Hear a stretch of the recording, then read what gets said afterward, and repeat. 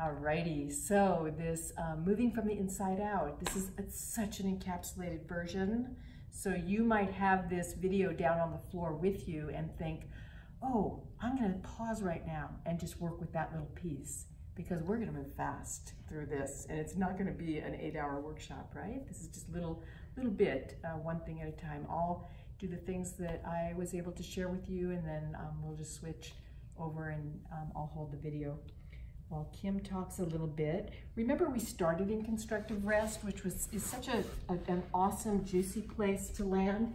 Finding that place where the feet were just the right distance from the hips so that there is just the amount of effort that's necessary, but no more needed. And in this place, we really focused on this hara, finding the ball, inhaling, feeling it brighten and lighten, balloon out, and then on the exhale, this sense of, oh, I'm coming back to my own center. We stayed here for quite a while, and let me tell you, just that practice alone, if you took it on, things would change, right? So we were there for quite a while, and then we got the roller out, and we thought, okay, we're just gonna release the whole spine, the whole back body. We started just lying in the neck curve, just feeling into what was present in here, and then we came up into the thoracic curve and worked in here with the hara higher than the heart to get way up at the top, but then the hara level with the heart to get in the shoulder blades. We worked in here, and then we let the knees start drifting over to one side. And then we let them drift a little bit further so we could get all the aspects of one shoulder blade. The edges, the center, I see how I have to shift on this little roller, and then the outside edge of the shoulder blade. Finally, just this space right here where we could breathe and feel the front of the ribs and also just the armpit, maybe even getting into the arm. I call it the iliotibial band of the arm. So after we did that, we came back and we're like, oh, the last few ribs have to stay curled up. Have to be curled right in there. That works so well, and you can let the knees drift a little bit back and forth. After I was in there, well, I want to get into the waist. So I just nestle the roller right into my waist and fall back onto my own shoulder blades and work in the edges of the pelvis right in here. This is just a scaffolding for you to work with at home. You're going to find your own way. The breath needs to be completely continuous. The face, the rest of the body relaxed. You're going to be doing whatever you want here that feels good. Looking for edgy sensation. Now I'm letting the roller go more into the sacrum, making figure eights with my knees, just being with this space in here. And then I can just like push it out, and I might even want to land back in constructive rest. After we have gotten kind of that first layer tightness out, we worked with the tennis balls, which can be quite a bit more sensational, right? So we learn to place them on the mat, find that big hump in the neck. This is where we started here. And then just slowly, with the head completely supported, start breathing in and rolling our way down the spine. The more padding underneath you, the less intense this will be. You have to gauge the level of intensity that you're wanting or needing. Maybe the head comes down, but the face needs to be parallel to the ceiling.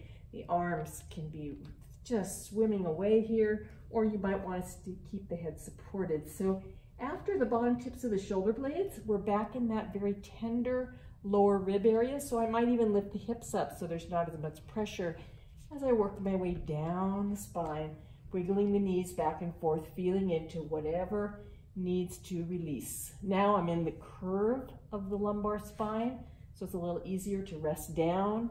Again, the knees can waggle back and forth. Right here at the bottom of the lumbar spine, right where sacrum begins, hara, right there, right there. Now I love turning the balls this way at that spot. The bottom ball is on the just above the crack in the butt, and then I can really work into the hips. Tennis balls, they can go with you anywhere you want.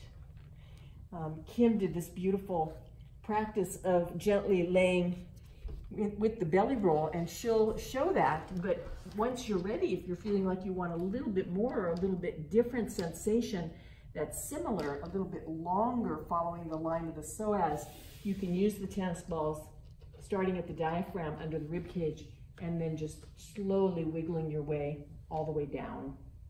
This is the front of the spine, psoas on both sides. And maybe we can take a little picture of psoas in between these two filmings. So after we did all that, and you can come all the way down to the pubic bone, this is a perfect moment to think, well, I'm going to work really subtly with this core. And the way I'm going to do that is I'm just going to breathe. Every exhale is a new opportunity to think, wow, I'm going to snug that psoas right up to my spine. I'm going to do that without a tuck. I'm going to stay neutral in my spine and in good integrity right on the back of the sacrum, and just find that psoas. When I feel like I've really contacted it, then I might play around with, okay, I'm going to breathe out and see if it's possible to stay centered on that sacrum and also pick up a foot. No small thing. Many of us simply need to exhale and imagine doing everything just shy of picking up the foot, because that is plenty of work, right? This is where we worked today, right? What we're trying to avoid is a move that looks like this, right? Or a move that looks like this, or a move, a lot of us will do this, we'll pooch out the belly to make it happen, right? We want to find something much deeper, see if psoas can just simply lift the foot and the pelvis doesn't shift. Another way to play with that is a very small and simple bridge where we do the same thing, exhaling, coming to our own center, and then simply, whoa, watch what happens if I pick up this foot. Nyeh, pelvis drops, right? So we don't want to pick up the foot. We want to do everything shy of picking up the foot toward the end of the out breath. A good place to work. 2 or 3 minutes of this, you might be amazed how much power you start to generate in this central core. So that's a good practice. And then the only other thing we did was release the legs on the roller. We got into them this way. A 3-foot roller, if you're going to purchase one, is a really nice investment. There's some links on bodyjoy.net that will take you where you can purchase. So this comes here. You can even come up and over those hip bones, more into psoas land if you're feeling it. And then to get into the side of the leg, I simply pressed into this foot, pressed into these hands, and transferred the weight more to the side of the leg. So you get a lot of leg releasing. You know, you can spend as much time as you want. And then we did some length work through the legs. So you can prop your hips up on anything, a roller, a bolster, a couple of blocks.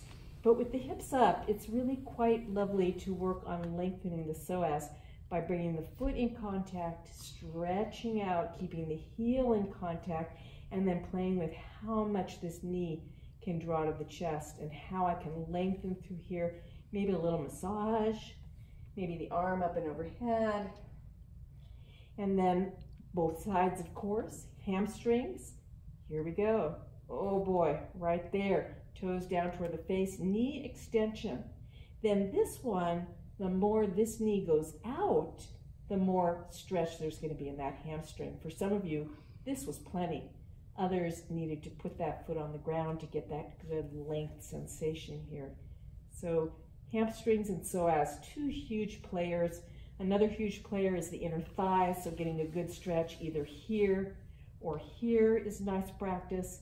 And then these deep rotators of the hip that we can get from pretty standard figure 4 pigeon kind of pose here, really looking for this sensation deep in here. So these were some awesome leg stretches, little series. And then we thought, well, we've got 4 quadrants. We've used this lower one for stability, but we haven't really used this upper one. We can think about those Venetian blinds, my favorite metaphor right now. We can inhale and exhale. Michelin tire man can get nice and big through here, and then he can shrink. Collarbones might inhale and lengthen and broaden, or exhale and contain themselves. So we'll start with filling up the whole 4 quadrants and then emptying them in order to work between extended puppy pose back here. An inhale fills up all 4 quadrants, and then as I drift forward, I come into a modified plank and all the quadrants close. The Venetian blinds close, the psoas snugs up to center, This is a great place to just work on you and the tempo of your own breath. Inhaling back, opening all 4 quadrants, exhaling forward. All right, so this gets them all activated. Then we might work with, well, I'm just going to make my left side work. I'm going to tent my fingers right, close the Venetian blinds left, find my psoas and hara on the left to hold me up, maybe make a little kickstand. Extend this leg out. Whoa, right here, gorgeous place to practice. Left side stabilizing me. I want to feel this openness on the right. I might turn the hip up, extend out through the right leg. Maybe the right arm comes up and overhead, and I can think, wow, right fingertips to right heel, and in breath, everything nice and long, exhaling and stabilizing with the left side. Both sides, practicing. And then a moment with the diagonals, right? Almost the same. Tent, stabilize on the left, close the Venetian blinds left, but now the left leg behind me, lifting into extension, lifting this arm, inhaling and feeling the length from right fingertips to left heel, exhaling and feeling how, wow, Venetian blinds left, psoas snugging in on this right side. That's what's holding me up. Nice breath in and out. Wow, that was a lot of work. Maybe child's pose for about 3 hours. Thank you for your attention. I'm just gonna go take that phone from Kim.